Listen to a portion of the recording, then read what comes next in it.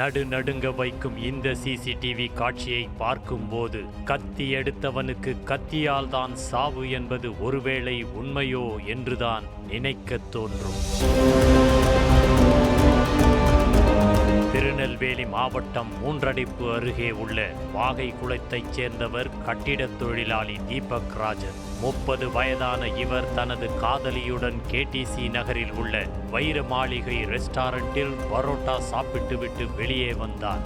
அப்போது மாஸ்க் அணிந்தபடி காரில் வந்த 5 பேர் கொண்ட கும்பல் காதலியின் கண்முன்னேயே ஓட்டல் வாசலில் வைத்தே தீபக் ராஜன் தலையில் அரிவாளால் பலமுறை கொத்தியும் முகம் மற்றும் கைகளில் சரமாரியாக வெட்டியும் சாய்த்தனர். இதில் இரத்த வெள்ளத்தில் மிதந்த தீபக் ராஜன் சம்பவ இடத்திலேயே துடிதுடிக்க உயிரிழந்தார். வந்த வேகத்தில் தீபக் ராஜன் உயிரை குடித்த கும்பல் ஓட்டலில் இருந்து சில அடி தூரம் நிறுத்தப்பட்டிருந்த சிவப்பு நிற ஸ்விஃப்ட் காரில் சிட்டாக பறந்து சென்றனர்.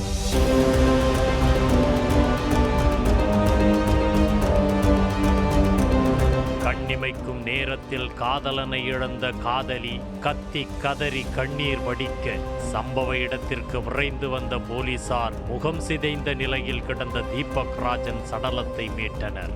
மேலும் தடயவியல் நிபுணர்கள் வரவழைக்கப்பட்டு மோப்பநாய் உதவியுடன் விசாரணையில் இறங்கினர்.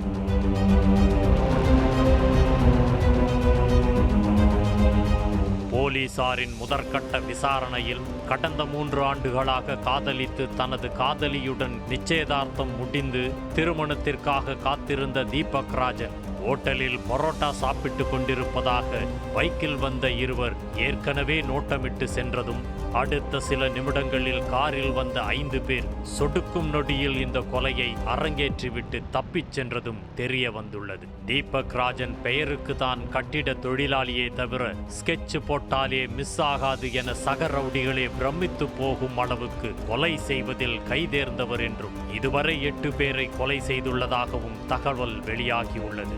தென் மாவட்டங்களில் குறிப்பிட்ட 2 சமூகத்தை சேர்ந்தவர்கள் ஜாதி பின்னணியோடு அடிக்கடி மோதி வருவதாகவும் அது தொடர்பான பல்வேறு குற்றச்சம்பவங்களில் தீபக் ராஜனுக்கு தொடர்பு இருப்பதாக கூறப்படுகிறது. தூத்துக்குடி மாவட்டத்தில் கடந்த 2016ஆம் ஆண்டு நடைபெற்ற இரட்டை கொலை மற்றும் நெல்லை மாவட்டம் தாழையூத்தில் நடைபெற்ற மற்றொரு கொலை வழக்கிலும் தீபக் ராஜனுக்கு தொடர்பு இருப்பதாக போலீசார் தரப்பில் சொல்லப்படும் நிலையில் கடந்த 2012ஆம் ஆண்டு கொலை செய்யப்பட்ட தேவேந்திர குல வேளாளர் கூட்டமைப்பின் நிறுவனர் பசுபதி பாண்டியனின் தீவிர ஆதரவாளர்தான் தீபக் ராஜன் என்றும் சொல்லப்படுகிறது.